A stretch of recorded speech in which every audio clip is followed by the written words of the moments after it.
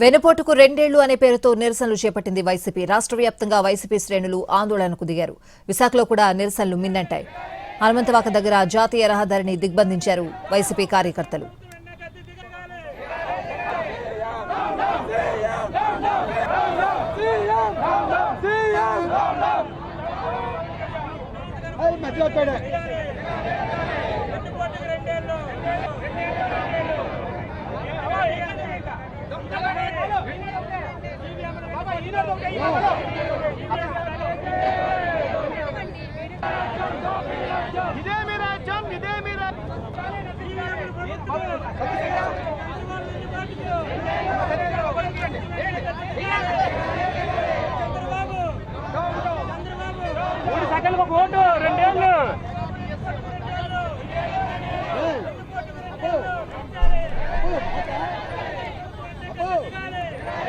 వెన్నుపోటుకు రెండేళ్లు అనే పేరుతో నిరసనలు చేపట్టింది వైసీపీ.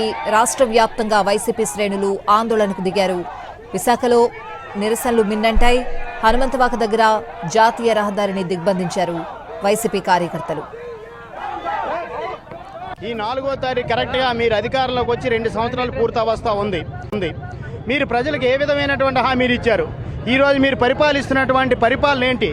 ఒక రెడ్ బుక్ రాజ్యాంగమే ప్రధానంగా పరిపాలన సాగిస్తున్నారు తప్ప మీరెక్కడ కూడా ప్రజల సంక్షేమం కానీ అభివృద్ధి కానీ ఎక్కడా పట్టినటువంటి పరిస్థితి. 16,000 మంది టీచర్లని మరి మెగా డిఎస్సిగా తీసుకొచ్చి మేము ఉద్యోగాలు ఇస్తున్నామని చెప్పేసి అని ప్రకటించారు. ఆ మొదటి సంతకానికే దిక్కు లేకుండా మరి సంవత్సరం తర్వాత మెగా డిఎస్సిని ఒక దగా డిఎస్సిగా అర్హులు కానటువంటి వాళ్ళందరినీ కూడా ఆ జాబితాలో చేర్చి మరి ఏదైతే మరి తాడాట బంతాట లేకపోతే పేకాట ఇలాంటివంటివన్నీ అన్నింటినీ కూడా తీసుకొని వచ్చి మరి ఏదైతే ఒక ఆథరైజ్డ్ సర్టిఫికేట్ లేకుండా మీరందరూ ఒక్కొక్క టీచర్ ఉద్యోగానికి కూడా మీరు 15 లక్షలకు అమ్ముకున్నటువంటి పరిస్థితి ఈ రోజు వాస్తవం కాదా అని చెప్పేసి మేము అడుగుతా ఉన్నాం. సూపర్ 6 అన్నారు, సూపర్ 7 అన్నారు. అందులో కేవలం ఉచిత బస్సు తప్ప మహిళలకు మీరు చేసింది ఏమీ లేదు. ఆ తల్లికి వందనం అంటున్నారు, విద్యా దీవెన అన్నారు. పిల్లలకి ఎవరికి హాస్టల్ వసతి దీవెన ఇవేవి కూడా అందనటువంటి పరిస్థితి. ఈ రోజు విద్యార్థులందరూ కూడా రోడ్డున పడేటువంటి పరిస్థితి ఉన్నారు.